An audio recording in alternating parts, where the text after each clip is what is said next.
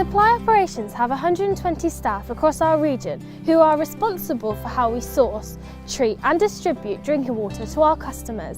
We take raw water from reservoirs, boreholes and springs and treat it to the highest standard, producing over 325 million litres of water every day, and delivering this to customers through a network of water mains, pumping stations and used and service reservoirs.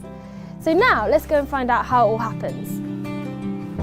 There are many elements to the water treatment process, from taking raw water from its source, treating it, transmitting and storing it, to finally delivering it to the tap. Here we are at one of our water treatment works, where we're going to find out from staff what's involved in the whole process.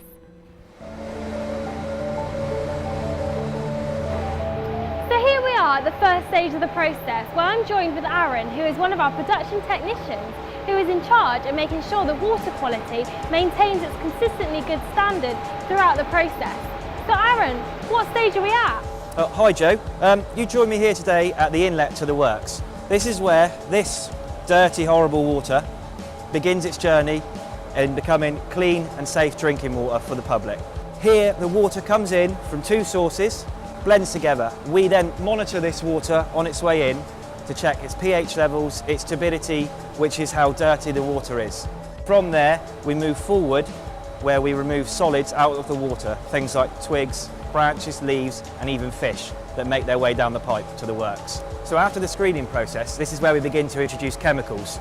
So the chemicals we introduce here are sulfuric acid at 96% strength, and then an aluminium sulfate for coagulation. The coagulation is where the dirty particles in the water bind together for us to create a solid mass for us to remove further in the process.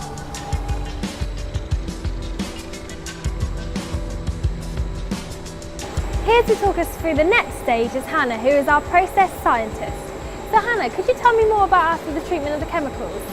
Yeah, so after the coagulant's dosed, the water enters the flocculation chambers, which are over here, where it's slowly stirred, causing the particles that have come out of solution to collide together and form flocks.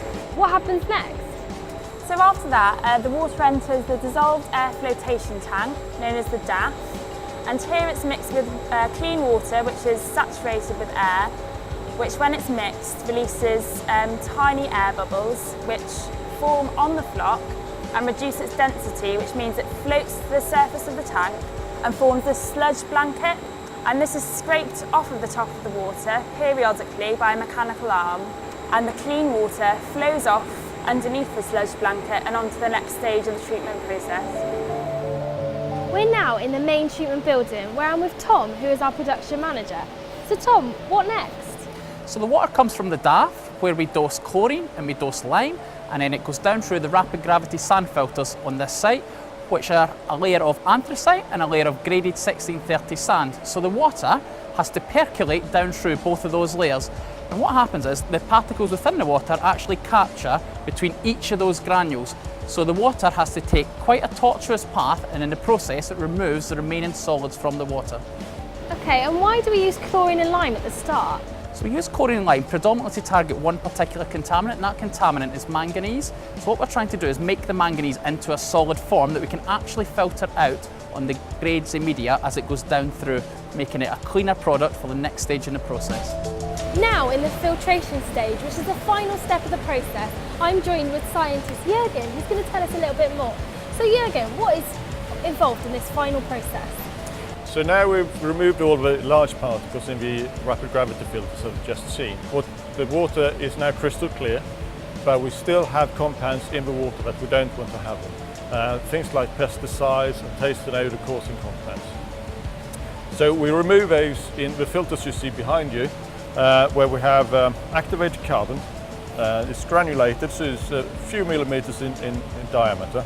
This carbon has a very high surface area, so what you see in my hand is a surface area of about 1,000 square meters. So it's designed to remove pesticides, and it's also designed to remove colour-causing compounds. So sometimes the water can have a little brown or golden colour.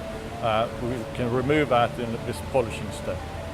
Great, so after you've removed stuff that we necessarily can't see, like pesticides, what quality is the drinking water at now? What is the next stage?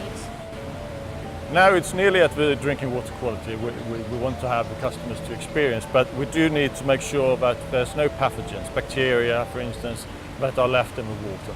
So the final step of the treatment is disinfection with chlorine. So we dose chlorine that goes into the contact tanks, which is the concrete structure behind us. It's there for a certain amount of time to make sure that all the bacteria is killed off that we don't want to have in the water. Then it goes out into the storage reservoirs, the service reservoirs, and then it's pumped out into the customer's taps. Ready to drink. Ready to drink. So here we are at the end of the treatment process, where our final treated water is ready to go out to our distribution network, where we've turned this into this.